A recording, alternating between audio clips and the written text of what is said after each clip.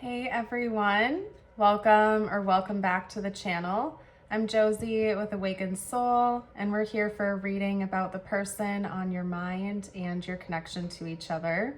I'm so glad you're here, and I hope you're having a fabulous day or night whenever you're joining in for today's reading. In our reading here today, we're going to be doing a general check-in on the connection, whatever you need to know the most at this time. We'll get started with a couple of oracle cards and then hop into the tarot to get as much info as I possibly can out for us today. Wow, that was a lot of cards. Okay, more than I expected. So we have 3 cards face down on the desk. Right in the middle, I wish you could almost see like how these cards came out, because it's like there are 3 cards making a triangle, they're face down, and then somehow right in the center we have this card that came up face up, almost like I don't know how to explain it. Never mind. I can't explain it. I got the symbol of like the Zelda Triforce triangle. I'm a Zelda nerd, but not everybody out there might know what that looks like, but it almost reminded me of that. Okay. All right. So let's get out the other cards here. Our first card was the 9th house, expand your point of view. Okay. We also have the 8th house, accept that it's complicated. All right. And then we also have first quarter moon, face those obstacles. Okay, so the 8th house rules Scorpio. Actually, wait a second.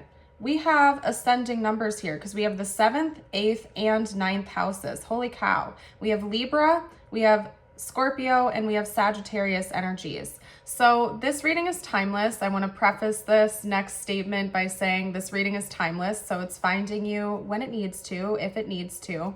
But it could be that maybe between Libra and Sagittarius season is important to this connection. Pay attention to those months.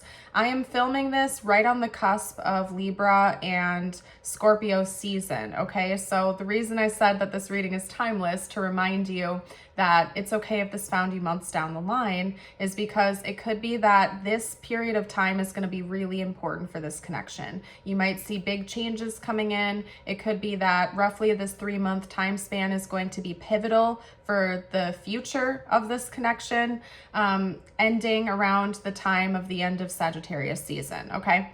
So I wanted to get that out there.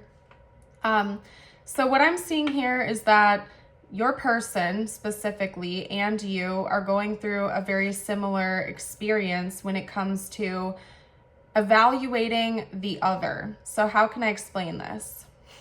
Let me think about how I can explain this, you guys. Who you thought the other person once was is different than they actually are. And so your point of view of them as a person is expanding. So it could be that maybe this is a new relationship or a new connection and you're still kind of getting to know one another and your first impression is very different than your current impression is. Or it could be that even if you have history with this person, you've gotten a chance to see a different side of them come out recently. And I feel like that experience is mirrored. Both of you are learning more about one another. You're expanding your point of view. You're expanding your perception of who the other person is. And it's very complex, okay? And I'm not going to lie to you.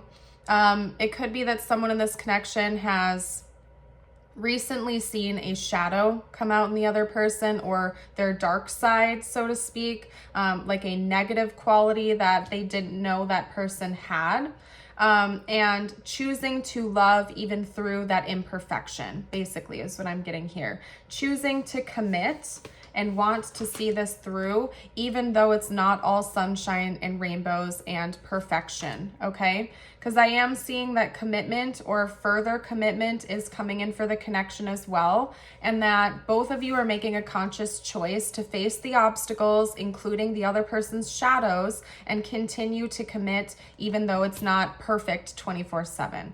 And to be honest with you, no relationship ever is. Now, if there's any type of toxicity, I'm not condoning that. You should get the heck away from that situation if at any point in time it feels toxic or hot and cold.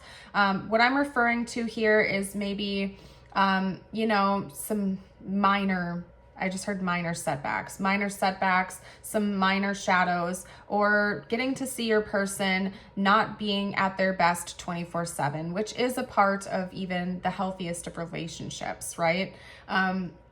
People aren't perfect. We're not all sunshine and rainbows and happy 24/7. Shadows sometimes come through, and that's part of the contrast of human existence, right? And so I think you've gotten the chance to see that come out in one another, and both of you are consciously choosing to face those obstacles, not run away from them, not get scared off by them, and continue to commit even though it's not perfect all the time. And so I'm really loving this energy, honestly. I want to get some more tarot, or start the tarot, I guess we could say. And I also wanted to note for you guys, since I started tapping into this energy, I feel kind of all over the place. Like I'm having a difficult time articulating what I need to get out there to you. I'm having a difficult time focusing. So it could feel that, or it could be, see what I mean? Like I can't even talk straight right now. It could be that the two of you are feeling a bit perplexed, a bit confused, a bit overwhelmed at times recently. Maybe because you've gotten a chance to see each other's shadows come out, and that's understandably overwhelming. Hold on, let me get... Okay.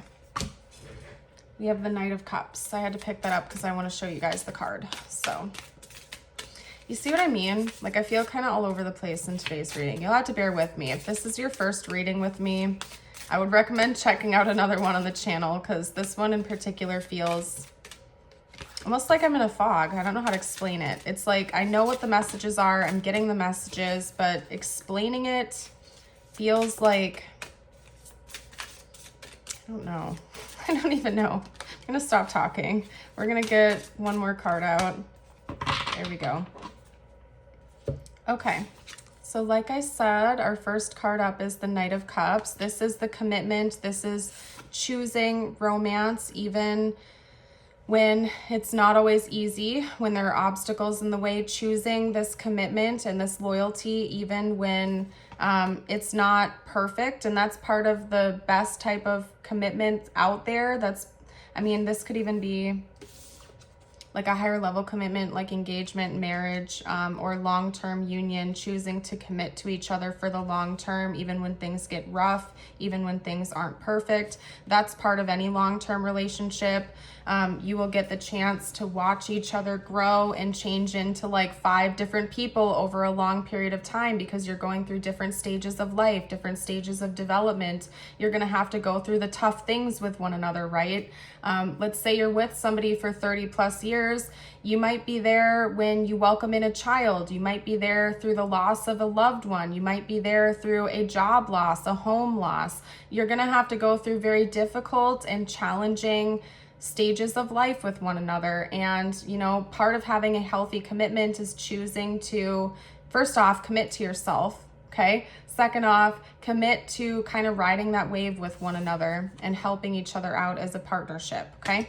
And I'm not like a relationship expert. So if you need professional relationship advice, go get that. Okay.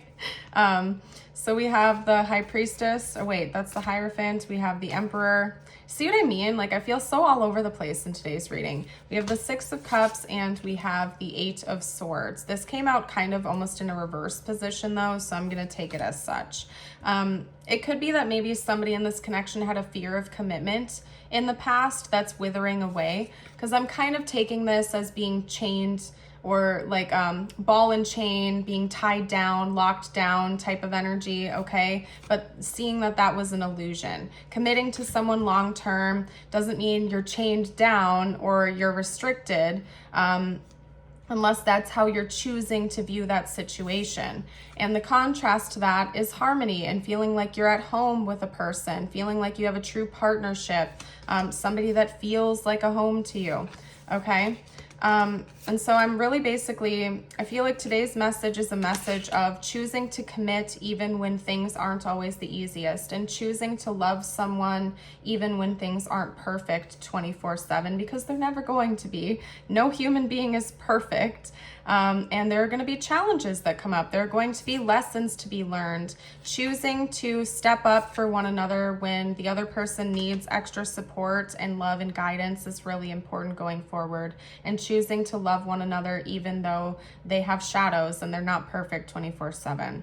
I'm seeing honestly an underlying message of higher level commitment coming out here, because this type of energy that I'm picking up on isn't something that would match up with a casual relationship or a casual kind of friends with benefits or situationship type of thing. This seems to me like you and your person are choosing to be in this for the long run, making a higher level commitment with one another, choosing to stay in a long-term union or marriage with one another, and recognizing that there are going to be ups and downs, that this person you're choosing isn't perfect, but you're going to keep choosing them every single day and trying to understand them more as both of you kind of navigate life and grow with one another.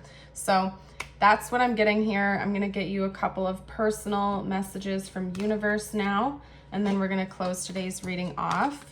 If the reading resonated, make sure to let me know down below in the comments, like, subscribe for more in the future. The journey wasn't the smoothest or the most pleasant lately, but everything is coming together. Your patience, strength, and perseverance will soon be rewarded. The wait is almost over. Hold on. Okay, and then your affirmation is, I'm in charge of my life. Very true, very true. If you don't like something in your life, it's up to you to change it. Nobody's gonna come in and save the day for you.